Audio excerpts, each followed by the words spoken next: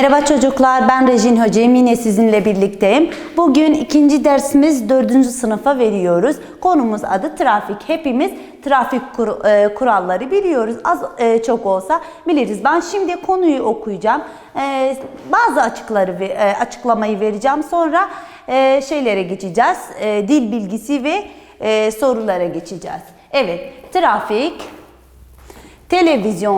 televizyonda, radyoda ve gazetelerde trafikle ilgili bilgiler veriliyordu.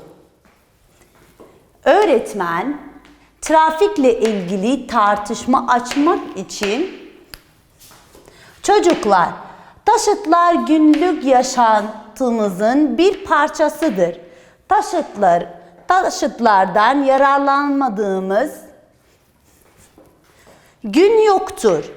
Yayalara ve taşıtlara ayrılmış olan yolları kullanmayı çok iyi bilmemiz gerekir. Trafikte güvenliği sağlamak için bize düşen görevler nelerdir? Bugün tartışalım. Evet çocuklar, tam konuyu yazamadığım için şimdi kitaptan devam edeceğiz. Sayfa 136. Bakalım. Birden parmaklar havaya kalktı.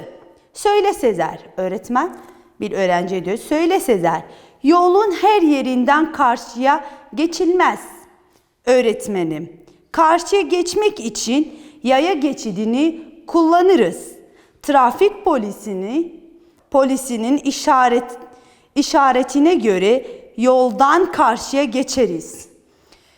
Trafik polisi yoksa kavşaklardan geçerken yeşil ışığın yanmasını bekleriz. Evet, diğer sayfaya geçiyoruz, bu sayfaya. Söyle Fatma. Şimdi Fatma konuşacak. Duran bir taşıtın hemen önünde ve arkasından geçmemeliyiz. Görmediğimiz bir taşıt ansızın çıkaracak bizi çiğneyebilir.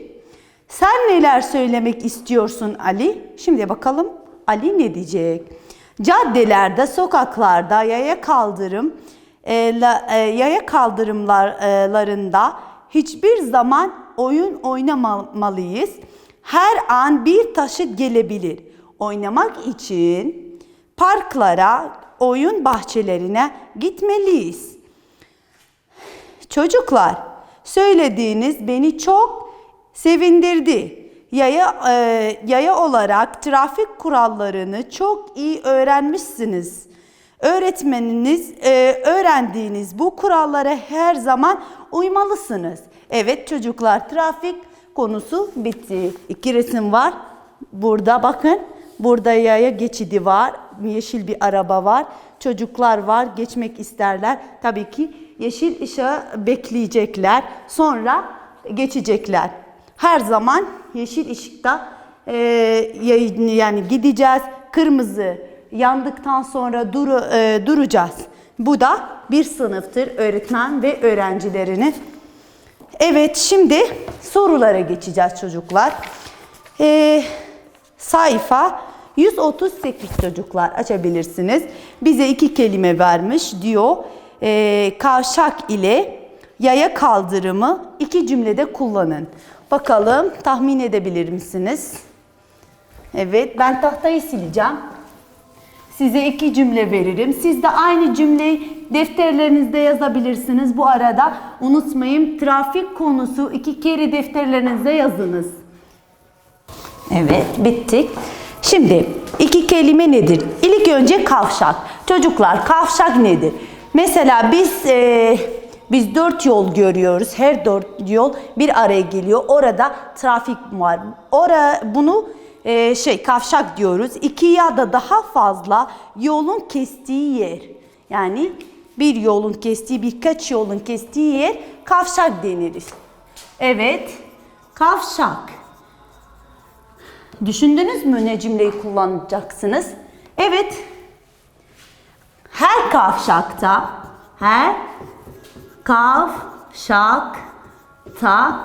trafik Evet buraya. Trafik lambaları bulunur. Bulunur. Evet çocuklar. Kavşaklarda her zaman trafik lambaları var. Siz de farklı cümle yazabilirsiniz. İkinci kelimemiz ikincisi yaya kaldırım. Evet yaya kaldırım. Yaya kaldırım. Evet bilmediğiniz bir cümle hemen kitaba bakabilirsiniz. Oradan yani konumuzdan cümle alabilirsiniz. Diyor okula giderken yaya kaldırımda yürüyorum. Evet. Okula giderken yaya kaldırım mı kullanırım ya da kullanırım. Evet. Okula giderken yaya kaldırımı kullanırım. Evet, bu iki cümle. Çocuklar ben burada birkaç soru var. Ben bunları çözmeyeceğim. Siz okuyun ve bu konuda okuyup bu soruları cevap verebilirsiniz. Hemen dil bilgisiye geçiyoruz. Evet, dil bilgisinden önce birkaç trafik işareti var. İlk önce bak bir bisiklet var. Kırmızı bir yuvarlakta bir bisiklet var. Bu yani bisiklet geçebilir. İkinci resimde bir kırmızı yuvarlak bir işaret var. Bir çizgi var. Araba, hayvan ve motor var. Yani bu araçlar, bu hayvanlar bu yoldan geçemezler. Üçüncüsü yaya geçididir. Yani sen bu işareti gördüğün zaman yaya geçebilirsiniz. Yani o yolu kullanabilirsiniz. Dördüncüsü bak bir üçgen içinde iki çocuk vardır. Okula gidiyorlar. Bu okul geçidi demektir. Şimdi dil bilgisiye geçiyoruz. Diyor sayfa bu arada sayfa 141'dir. Dil bilgisi aşağıdaki cümle koyu yazılmış olan sözcüğün belirttiği eylemi dikkat ediniz. Bakalım eylemler neyi belirtiyor? Birkaç cümle vermiş ve çözmüş. Biz de burada yazıp sizinle tartışacağız.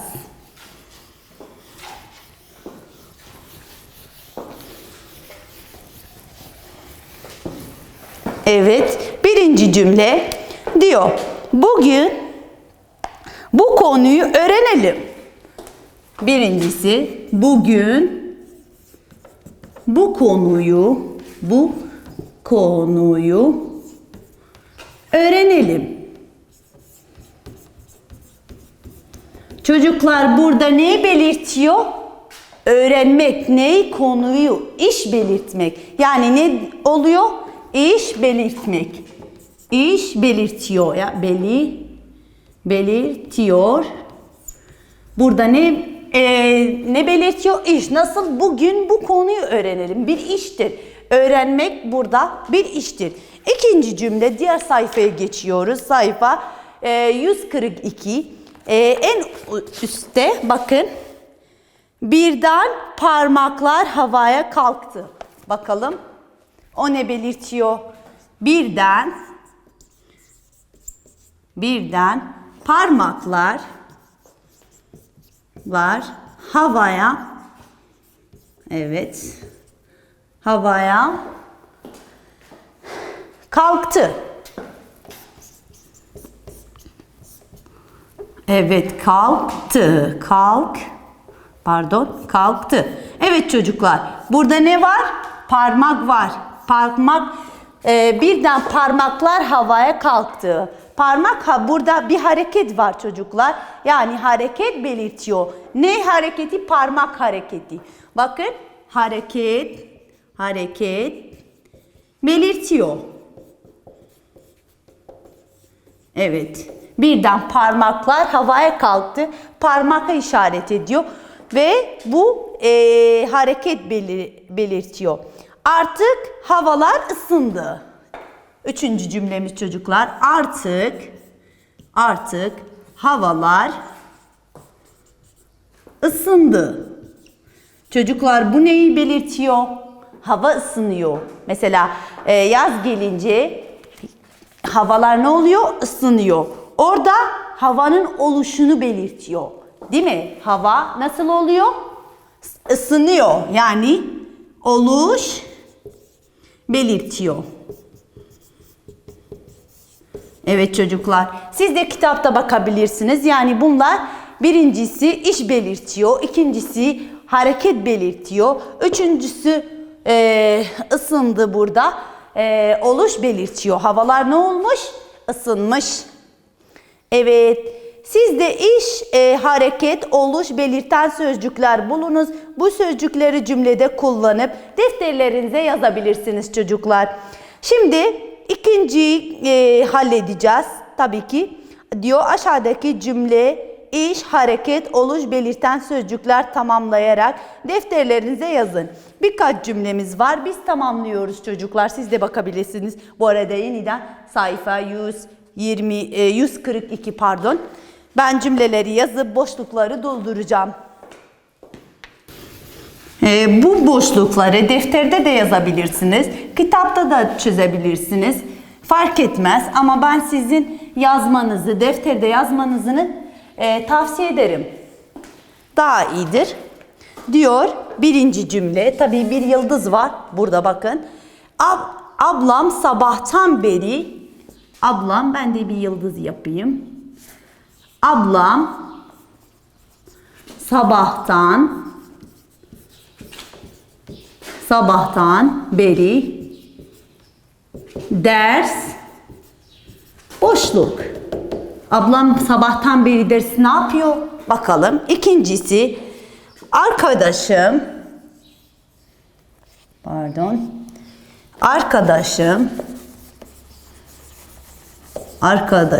siz düşünebilirsiniz bu arada. Kardeşim, arkadaşım değil de kardeşim. Kardeşim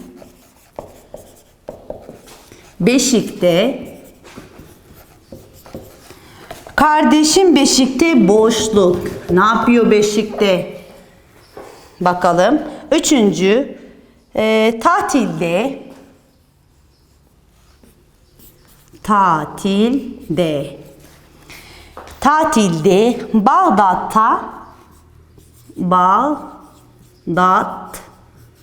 Bağdat kesme işareti Bağdat'a boşluk. Ne yapacağız tatilde Bağdat'ta? Dördüncüsü bir haftadır yağmur. Evet, bir haftadır yağmur boşluk. İnşallah şimdiye kadar düşünmüşsünüzdür. Şimdi boşlukları dolduruyoruz çocuklar. Birincisi diyor ablam sabahtan beri ders çalışıyor. Evet, doğru tahmin ettiniz. Çalışıyor. İkincisi kardeşim beşikte ne yapıyor? Beşiktedir küçük kardeşi. Ağlıyor. Evet. Üçüncüsü tatilde Bağdat'a gideceğiz. Evet, biz gideceğiz ailece yani. Bir haftadır yağmur yağıyor. Evet çocuklar, bunu da bitirdik. Şimdi siz de defterlerinize yazınız. Çünkü yeni bir konuya geçip onları da çözeceğiz. Evet çocuklar, şimdi üçüncüyü bırakıp dördüncüye geçeceğiz. Burada bir resim var, boşluklar var. Bu boşlukları nasıl dolduracağız? Mesela bir kırmızı kalem yazmış kalem. Bu nasıl bir kalem? Kırmızı kalem. Evet.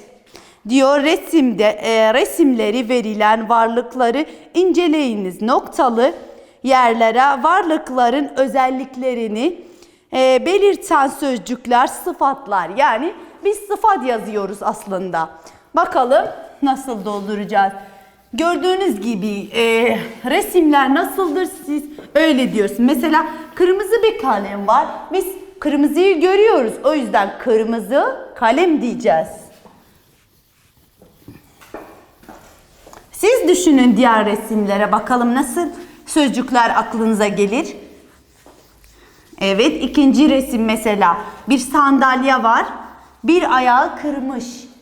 Bakalım birincisi bir kalem var yazmış boşluk kalem.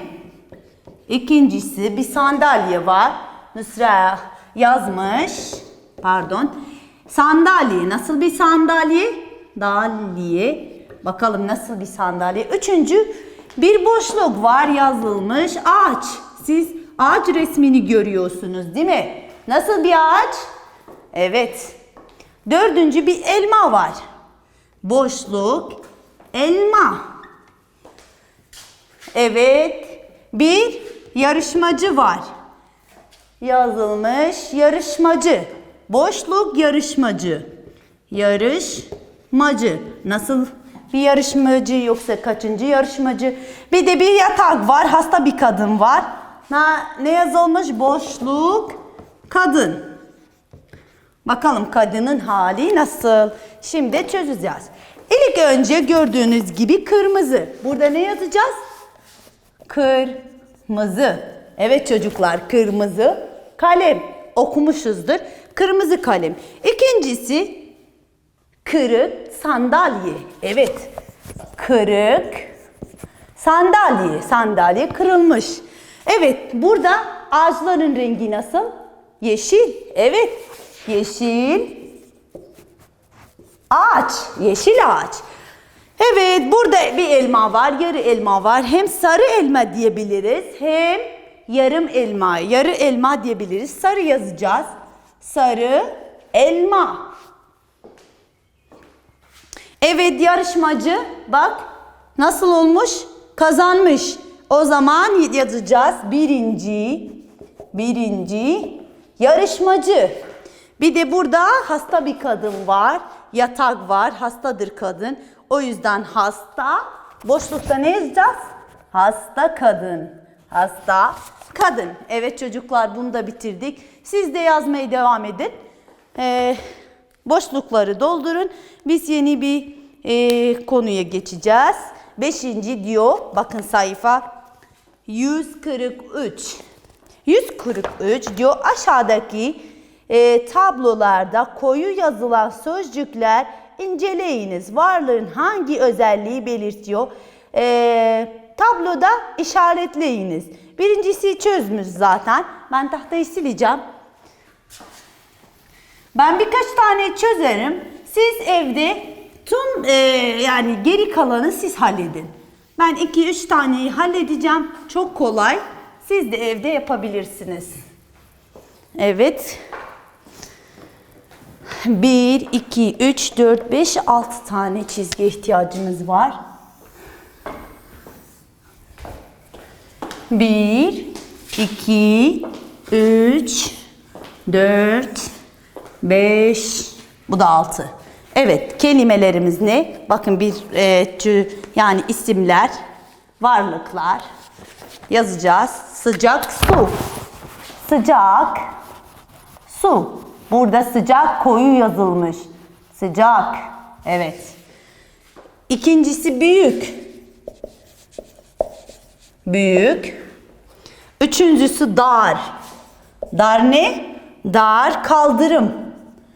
Kaldırım. Evet. Sadece dar koyu yazılmış. Neşeli çocuk. Neşeli çocuk. Evet. Neşeli çocuk. Sonra üçüncü. Evet. Böyle yapalım. Hata yapmayalım. Üçüncü kat. Üçüncü kat. Kat. Sonra yeşil balon. Yeşil balon. Evet. Geri kalanı siz halledin. Ben şimdi bunları çözeceğim. Evet. Varlıklar. Şimdi renkler ve durumları en üstte yazacağım ve çözeceğiz.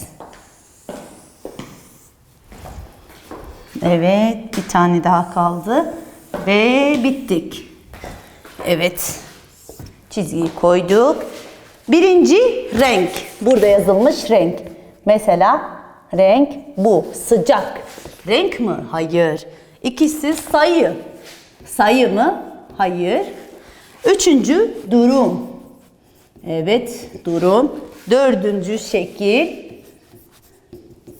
Beşinci sıra. Yani her kelime buralarda bir tane özelliği var. Ya rengi var, ya sayısı var, ya durumu var, ya şekli var, ya sırası var. Evet, şimdi sıcak su. Sizce renk mi sıcak? Hayır, sıcak renk değil. Sayı mı? Yok. 1, 2, 3 bunlar sayı. Durum mu? Evet, çünkü suyun durumunu söylüyor bize. Nasıldır? Sıcaktır. Bir çarpı koyuyoruz. İkincisi, tamam. Büyük. Çocuklar, büyük renk mi? Hayır, büyük renk değil. Sayı mı? Hayır, sayı da değil. 1, 2, 3 bunlar sayı. Durum mu? Hayır, durum da değil. Şekil mi? Şekil mi büyük? Evet, şekildir büyük. O zaman çarpıyı şekil yerinde koyuyoruz. Dar kaldırım, dar. Renk mi? Hayır. Peki sayı mı? Dar. Hayır. Durum mu? Dar. Hayır. Şekil mi? Evet. Dar kaldırım. Sıra da değil. Sıra birinci, ikinci, üçüncüdür. Bunlar sıradır. Evet, dardan sonra şimdi neşeli çocuk. Neşeli. Neşeli renk mi? Hayır, neşeli renk değil. Neşeli sayı mı? Hayır, neşeli sayı değil. Neşeli şekil mi? Hayır. Sıra mı? Hayır. Mesela dedik sıra 1, 2, 3 ama neşeli durumdur. Evet, neşeliden sonra üçüncü kat. Üçüncü kelimesi. Renk mi? Hayır, renk değil. Sayı mı? Üçüncü. Hayır, sayı 1, 2, 3'tür. Üçüncü değildir. Durumdur. Hayır, durum da değil. Şekil? Asla. Şimdi ne kaldı? Sıra. Evet, üçüncü sıradır. En son ben çözeceğim. Geri kalanı siz halledeceğiz. Yeşil balon. Çocuklar, yeşil. Renk mi? Evet, yeşil renktir. Yeşil renktir. Sayı değildir. Durum değil, şekil değil, sıra değil. Şeydir, renktir. Evet, geri kalanı siz evde çözün. Çok kolay değil mi? Evet, bence tahmin ettim. Çok kolay bir soru oldu. Bakalım bundan sonra ne gelir? Evet, çözdünüz mü? Bu arada sormadım. Tabii siz devam edebilirsiniz. Evet çocuklar. Bir de şey var, ben bu işaretleri size bakın. Burada dur. Gördüğünüz an duracaksınız, geçmeyeceksiniz.